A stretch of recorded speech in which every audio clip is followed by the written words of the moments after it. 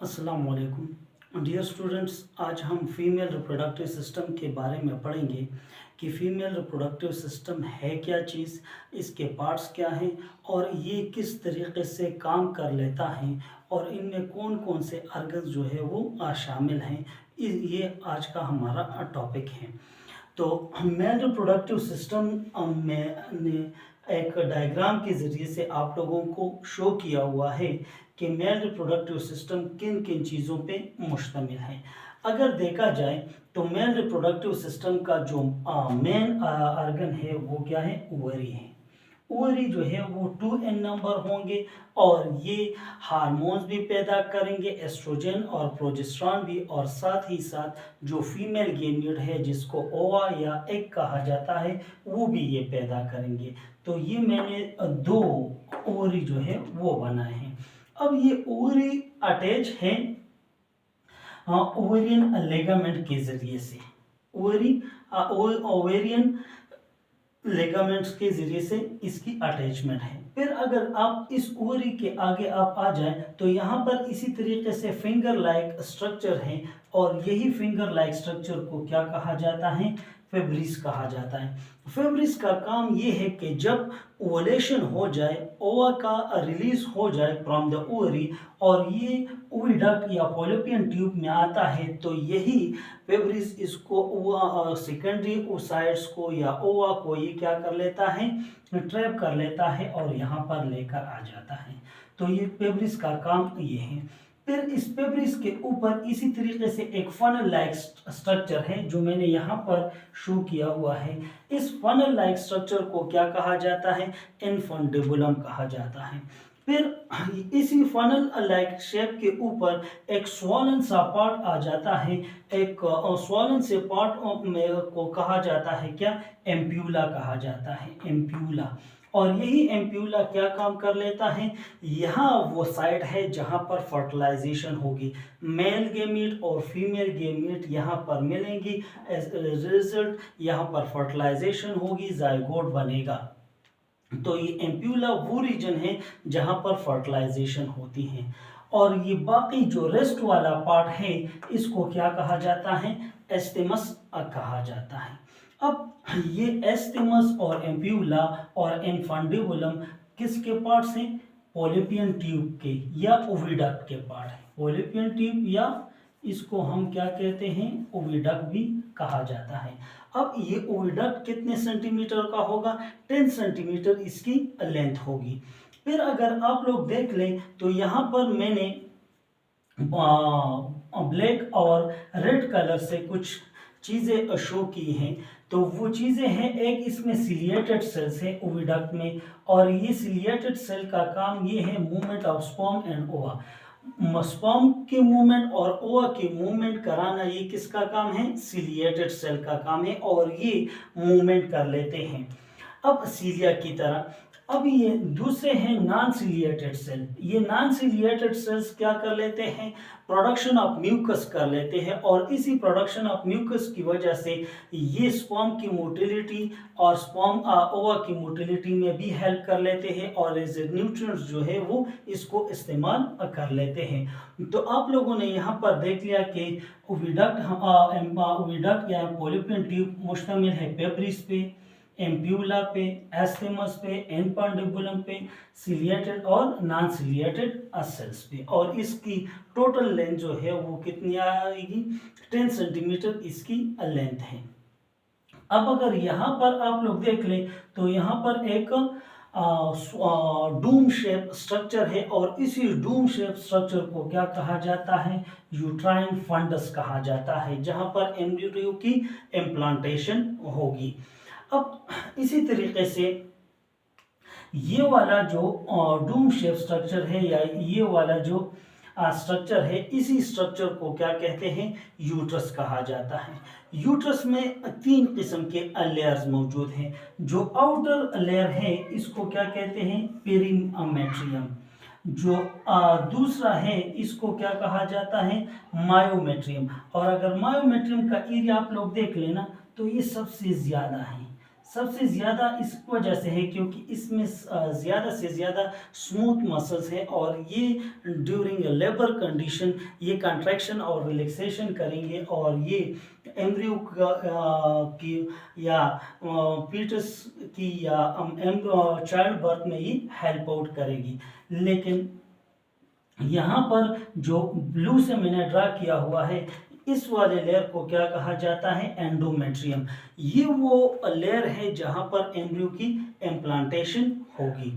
फिर अगर यहाँ यूट्रस से के नीचे हम आ जाएं तो यूट्रस के नीचे एक पार्ट है, इस पार्ट को क्या कहा जाता है, सर्विक्स कहा जाता है। Narrow entrance of uterus from the vagina, vagina से एक पाथ है जिसको क्या कहा जाता है, सर्विक्स। और ये सर्विक्स वो पार्ट है जहां पर यूट्रस की तरफ एंट्री होनी है।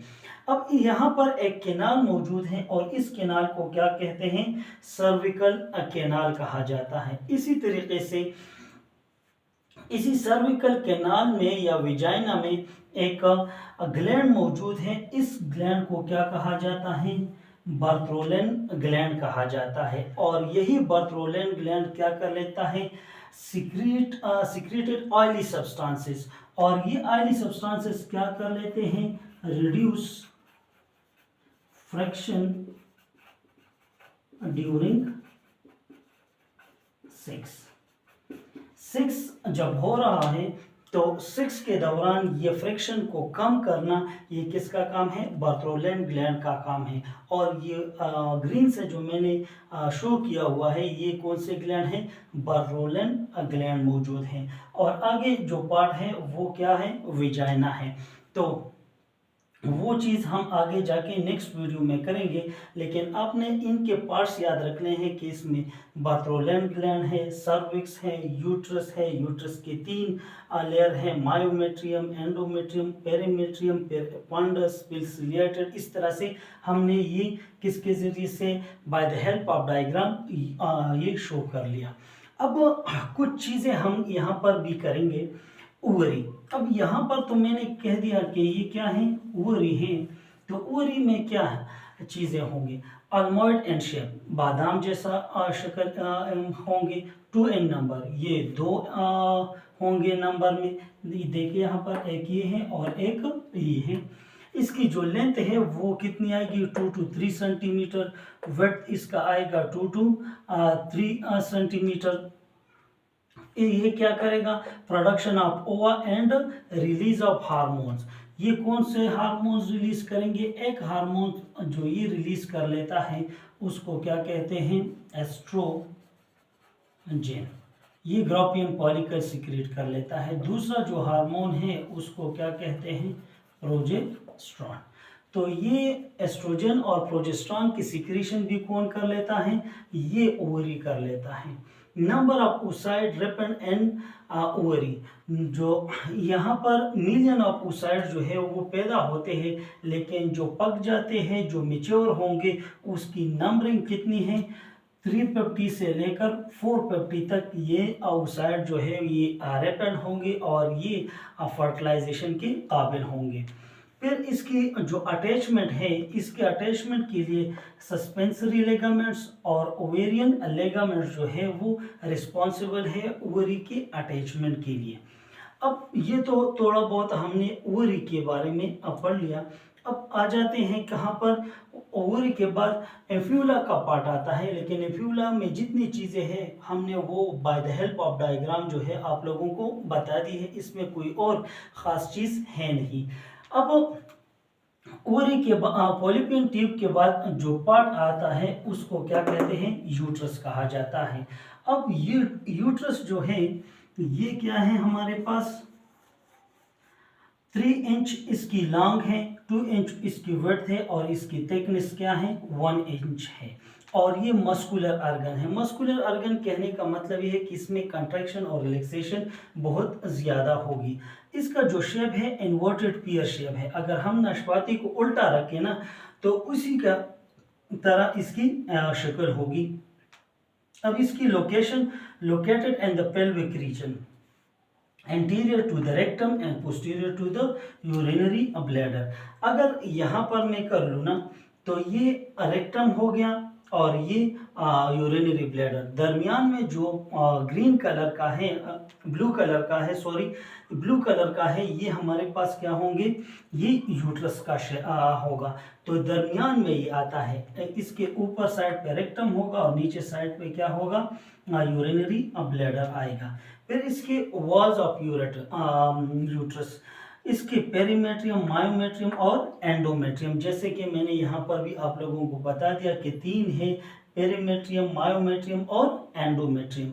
अब इसको मैंने एक बात यहाँ पर कर ली ना कि ये मस्कुलर ऑर्गन है। मस्कुलर ऑर्गन किस वजह से है, अब देखते हैं।